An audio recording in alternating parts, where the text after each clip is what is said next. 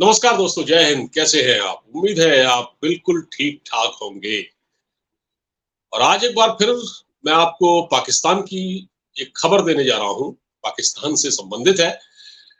और जिस तरह के हालात पाकिस्तान में हैं, तो अब वहाँ न सिर्फ विदेशी बल्कि पाकिस्तानी ही लोग रहना पसंद नहीं करते हैं।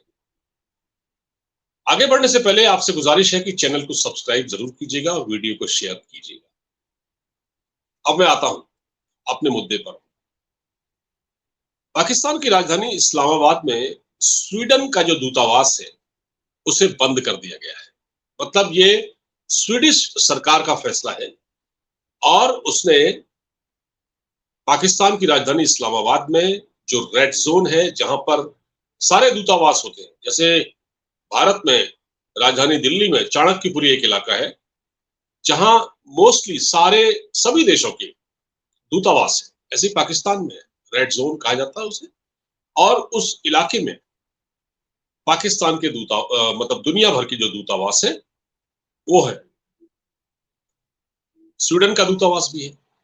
तो स्वीडिश एम्बेसी वहां बंद हो गई है। और ये फैसला क्यों किया गया? अब आप पूछेंगे। ये फैसला स्वीडन ने इसलिए किया क्योंकि पाकिस्तान के हालात बहुत खराब है। पाकिस्तान के नेता और वहां के बड़े बड़े लोग, वहां की पार्लियामेंट तक में इस तरह की चर्चा हुई है। और फिर जो राष्ट्रीय सुरक्षा परिषद की जो बैठक हुई है, उसमें कहा गया है कि हमारे हालात ठीक नहीं है, हमारे वहां सुरक्षा के हालात ठीक नहीं है। तो जब वहां टॉप लेवल पर यह बातचीत की जाए कि हमारे वहां सुरक्षा के हालात नहीं है अच्छे, तो फिर भैया दिन दहाड़े अगर किसी एम्बेसडर को या किसी एम्बेसी के स्टाफ को कोई टीटीपी का आतंकवादी गोली मार दे, तो फिर वो रहने कौन पसंद करेगा वहां पर? इसलिए जो स्वीडन की एम्बेसी है, उसने फिलहाल वहां अपना दूतावास बंद कर दिया है। और लोगों से उसने सॉरी कहा है कि आपको होने वाली असुविधा के लिए हमें खेद है, लेकिन क्या करें, हालात ही ऐसे हैं।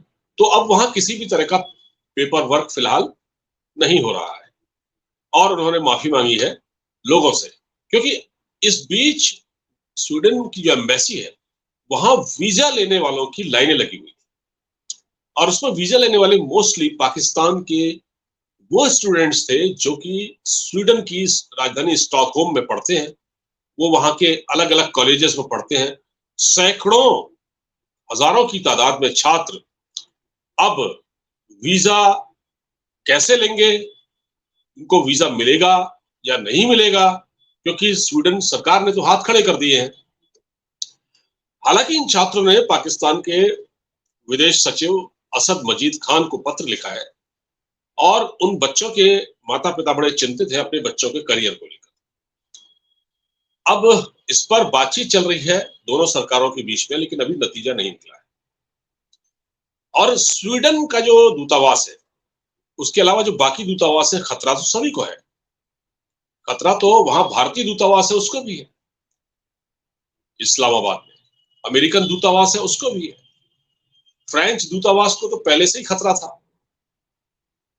पाकिस्तान ने मांग की थी ना, जब पिछली बार तहरीक लब्बैक के लोगों ने प्रदर्शन किया, जब फ्रांस में कार्टून बनाया गया था पैगंबर की शान में, पैगंबर का को लेकर एक कार्टून बनाया गया, तो वहां पर जो चरमपंथी गुट थे फ्रांस में, वहां तो चाकूबाजी की घटनाएं भी हुई, बहुत कुछ हुआ वहां। और उसकी प्रतिक्रिया पाकिस्तान में देखने को मिली। तो वहां तहरीक लब्बैक टीएलपी के लोगों ने पाकिस्तान से फ्रेंच एम्बेसडर को निकालने की मांग कर दी। कहा जब तक इसको नहीं निकालोगे तब तक हम रुकेंगे नहीं, और हम फ्रेंच एम्बेसी को आग लगा देंगे, यहां तक कहा। अब जो स्वीडन ने अपना दूतावास बंद किया, इसके पीछे भी तकरीबन कुछ ऐसे ही कारण है। कारण ये भी है कि अभी पिछले दिनों इसी साल आपने खबर सुनी होगी कि स्वीडन के कुछ दक्षिणपंथी गुटों ने, कुछ राइटिस्ट तंजीमों ने टर्किश दूतावास के बाहर, जो स्वीडन में है टर्किश दूतावास, तुर्की का जो दूतावास है, उसके बाहर कुरान को जला दिया था। पवित्र कुरान ग्रंथ का अपमान किया गया और उसको जला दिया गया। उसको लेकर स्वीडन में बड़ी भारी हिंसा भड़की थी। बहुत दिनों तक हालात संभले नहीं और फिर इस घटना की विश्वव्यापी प्रतिक्रिया देखने को मिली। दुनिया भर के जो इस्लामिक कंट्री हैं, खासकर जो 57 इस्लामिक कंट्री हैं, उनमें इसका बड़ा रिएक्शन देखने को मिला। देखिए, हमारी कुरान की बेअदबी की गई है और इसको लेकर बहुत दंगे फसाद जैसे हालात स्वीडन में थे। तो इसका जो सबसे ज्यादा जो रिएक्शन था, सबसे ज्यादा इसका गुस्सा उतारा गया पाकिस्तान। पाकिस्तान में इसको लेकर बहुत भारी पैमाने पर प्रदर्शन हुए और बल्कि उसमें कोशिश की गई एम्बेसी तक पहुंचने की, जो इस्लामाबाद में है, रेड जोन में है। स्वीडन का जो दूतावास है वहां पहुंचने की कोशिश की गई, लेकिन रोका गया लोगों को। और इस बात को लेकर अब स्वीडिश जो स्टाफ है एम्बेसी का, वो खतरा महसूस कर रहा था लंबे समय से। फिर पाकिस्तान में जो अभी ऑपरेशन ऑल आउट शुरू हुआ है आतंकवादियों के खिलाफ, राष्ट्रीय सुरक्षा परिषद की बैठक के बाद, और जिस तरह से मीटिंग हुई है अपर हाई लेवल पर रावलपिंडी में और जीएचक्यू रावलपिंडी, उसमें जो मीटिंग हुई है उसमें जो बड़े बड़े एक्सपर्ट और पाकिस्तान आर्मी के बड़े अफसर थे, खुफिया एजेंसी के लोग थे, उसमें ये कहा गया कि पाकिस्तान के हालात ठीक नहीं है और हम इसीलिए पाकिस्तान की सरकार ने ऑल आउट शुरू किया है। पाकिस्तान का एक इलाका है बन्नू, ठीक है, उस इलाके में शायद 20 के आसपास टेररिस्टों को मारा भी गया है। तो ये ऑपरेशन शुरू हो चुका है। और पिछले दिनों आपने देखा कि इमरान खान के जलसे को लेकर लाहौर में क्या हालात बने, उसमें भी बहुत कुछ हुआ। तो एक लगातार एक असुरक्षा की भावना बनी हुई है। और एक और बात बताता हूं आपको, ये स्वीडन ने तो अब जाकर एम्बेसी को बंद किया। इससे पहले भी स्वीडन एक बार अपनी एम्बेसी को बंद कर चुका है, जब तहरीक लब्बैक ने वहां प्रदर्शन किया, तब भी बंद किया था। ये दूसरी दफा है।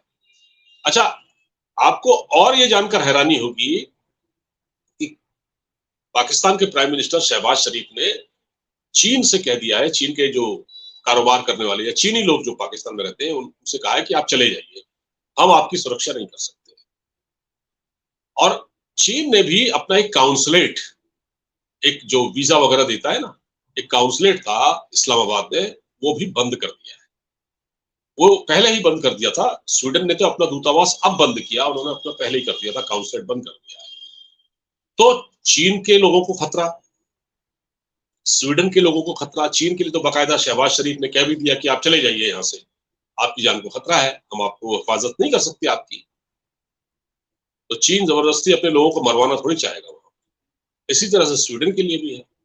तो स्वीडन के लोगों को भी इसलिए खतरा है क्योंकि वहां स्वीडन में पवित्र कुरान का अपमान किया गया था, टर्किश एम्बेसी में चला दिया गया था। इसलिए मुस्लिम वर्ल्ड, इस्लामिक वर्ल्ड नाराज है स्वीडन से, और इसीलिए स्वीडन को एक खतरा महसूस हुआ। तो सबसे बड़ी बात यह है कि वो जो छात्र पढ़ने जाते हैं बाहर पाकिस्तान से स्वीडन जो जाते हैं, सैकड़ों की तादाद में वहां की यूनिवर्सिटी वगैरह में एडमिशन लेते हैं, उनके लिए क्या हो गया है, उनके लिए बड़ी प्रॉब्लम पैदा हो गई। वो कहाँ क्या करें, वो किससे बात करें। तो वैसे भी आपको पता है इस बार पाकिस्तान की जो अर्थव्यवस्था बिल्कुल घाटे में चली गई है, बहुत बुरा हाल है। इन्फ्लेशन इतना ज्यादा बढ़ गया है, डॉलर की कीमत कहाँ पहुंच गई है, कितनी कम हो गई है। ये सारी चीजें हो रही हैं। और आप मजे की बात देखिए, पाकिस्तान भारत से क्या कहता है। अब मैं थोड़ा सा क्रिकेट का एंगल भी ला रहा हूं, ठीक है। पाकिस्तान भारत से कहता है कि आप हमारे वहां खेलने आइए, क्रिकेट खेलने आइए। पाकिस्तान के एक पूर्व क्रिकेटर हैं, माफ कीजिए, जावेद मियांदाद। तो जावेद मियांदाद बहुत पुराने खिलाड़ी है और जावेद मियांदाद का दाऊद इब्राहिम से भी रिश्ता है, क्योंकि दाऊद की जो बेटी है उसकी शादी जावेद मियांदाद, जो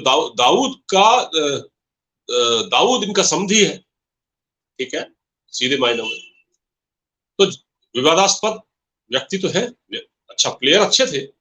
तो ये क्या कह रहे थे, इनका एक स्टेटमेंट आया है कि भारत को आना चाहिए एशिया कप में खेलने के लिए, क्योंकि अभी एशिया कप भारत नहीं जा रहा ना खेलने के लिए वहां पर। तो भारत ने मना कर दिया। तो वो कह रहे हैं भैया आप नहीं जाते तो हम ही को बुला लो, हम आ जाएंगे। माफ कीजिए, हमको सुरक्षा वगैरह की चिंता नहीं है, हमारे खिलाड़ियों को, हम आ जाएंगे भारत खेलने के लिए, आप हमें बुला लो, हम आ जाएंगे, आप बताइए, कोई बात नहीं अगर आपको ज्यादा चिंता है तो। अब इस हद तक पाकिस्तान चाहता है, इतना मतलब देखिए कितनी छटपटाहट है कि भारत हमारे वहां क्रिकेट खेलने नहीं आ पा रहा है। अब आप इसको सोचिए जरा गौर से, दो चीजें सोचिए। एक ये है कि जब पाकिस्तान में एम्बेसी बंद हो रही है, दूतावास बंद हो रहे हैं, जो अति सुरक्षित इलाके में होते हैं, अति सुरक्षित, जब वो बंद हो रहे हैं, चाइना ने अपना काउंसुलेट बंद कर दिया, स्वीडन ने अपना दूतावास बंद कर दिया, तो किस तरह के सुरक्षा के हालात हैं, कितनी खराब हालात हैं, कितने मतलब बदतर हालात हैं सुरक्षा के। और ऐसे में पाकिस्तान चाहता है कि भारत वहां क्रिकेट खेलने आए, भारतीय टीम वहां क्रिकेट खेलने आए। या क्या भारतीय खिलाड़ी, उनकी कोई उनकी जान की हिफाजत आप कर पाओगे? है जब इतने बड़े बड़े लोगों की आप अपने दूतावास आपके यहाँ बंद हो रहा है और लोग भाग रहे हैं आपके वहां से, खुद पाकिस्तानी भाग रहे हैं। पाकिस्तान में ये हालात हो गए हैं कि पाकिस्तान के लोग पैदल चलकर भाग रहे हैं। वो बलूचिस्तान क्वेटा होते हुए वो किसी तरह टर्की पहुंच रहे हैं, और टर्की से वो नाव में सवार होकर यूरोप जा रहे हैं, क्योंकि वहां कुछ है ही नहीं, कोई फ्यूचर ही नहीं है। पिछले दिनों एक नाव डूब गई थी, आपको मालूम होगा, जिसमें मोस्टली पाकिस्तानी थे, सब मारे गए। वो नाव यूरोप जा रही थी। तो न वहां लोग रहना चाहते, न वहां दूतावास काम करना चाहते। चाइना जैसा कंट्री वहां वहां पर असुरक्षित है, उनके लोग असुरक्षित है, उनको भी कहा जा रहा है जाओ, और आप कहते हैं कि भारतीय टीम वहां क्रिकेट खेलने आए। कैसे आएगी भाई, अपनी जान को दांव पर लगाकर? तो ये बड़ी हैरत की बात है। देखिए पाकिस्तान का चेहरा आप देखिए, क्रिकेट की तो मैंने बात कही, देखिए पाकिस्तान भारत के साथ क्रिकेट तो खेलना चाहता है, ठीक है, पर ट्रेड करना नहीं चाहता। जब ट्रेड की बात आती है तो लोग भूखे मर रहे हैं, उसकी कोई परवाह नहीं है। लेकिन चाहता है पाकिस्तान भारत में हमारे यहाँ क्रिकेट खेलने आए। और जब ट्रेड करने की बात आती है तो फिर कश्मीर का रोना शुरू हो जाता है, नहीं हम कश्मीर के साथ कंप्रोमाइज नहीं कर सकते, पहले भारत 370 बहाल करें, उसके बाद हम क्रिकेट खेलने के लिए आएंगे। तब वो शर्त रख देते हैं। लेकिन वैसे क्रिकेट खेलने आइए, क्रिकेट के लिए कश्मीर की कोई शर्त नहीं है, क्रिकेट के लिए कश्मीर की कोई शर्त नहीं है। तो ये है पाकिस्तान का रवैया। दूतावास खाली हो रहे हैं, लोग वहां से भाग रहे हैं, लोगों की जान खतरे में है, छात्रों का भविष्य गर्दिश में है। तो घूम फिर के एक ही बात आती है कि कितने दिन पाकिस्तान इस तरह से सरवाइव करेगा। और आपसी जो लानतान है नेताओं के बीच में, शहबाज शरीफ और इमरान खान कहते हैं कि मैं मोदी से बात कर लूंगा, एक बार को मोदी के साथ में बैठकर मीटिंग कर लूंगा, प्रधानमंत्री मोदी के साथ, लेकिन मैं शहबाज शरीफ के साथ नहीं बैठना चाहता। तो आपको बताता हूं मैं, एक भी दिन इमरान खान 3.5 साल प्राइम मिनिस्टर रहा, एक भी दिन वो शहबाज शरीफ से उसने हाथ तक नहीं मिलाया होगा, सोचिए। तो जहां सियासत में इतनी नफरत हो, भाई हमारे वहां भी राजनीति है, हमारे वहां भी लोग एक दूसरे की क्रिटिसाइज बहुत करते हैं, हंगामा प्रदर्शन सब होता है, लेकिन इतनी नफरत नहीं होती कि हाथ हाथ न मिलाए। अब आज राहुल गांधी मोदी जी की इतनी आलोचना कर रहे हैं, केजरीवाल इतनी आलोचना करता है, लेकिन सामने आमने बैठते हैं तो हाथ तो मिला लेते हैं ना। पाकिस्तान में वो कर्टसी भी नहीं है, वो चीज भी नहीं है। तो आप ये देखिए कि इस तरह कब तक ये मुल्क सरवाइव करेगा, इसका टूटना तय है। और जिस तरह के हालात बन रहे हैं पाकिस्तान में, उससे मतलब आने वाला वक्त पाकिस्तान के लिए बहुत ही खराब है। ये पाकिस्तान का ऐतिहासिक संकट है, हिस्ट्री में ऐसा कभी नहीं हुआ। 1971 में भी ऐसा नहीं था जैसा कि आज है। तो पाकिस्तान टूटने के कगार पर खड़ा हुआ है। दोस्तों वीडियो अच्छा लगा हो तो उसको खूब शेयर कीजिएगा। इजाजत दीजिए, नमस्कार, जय हिंद।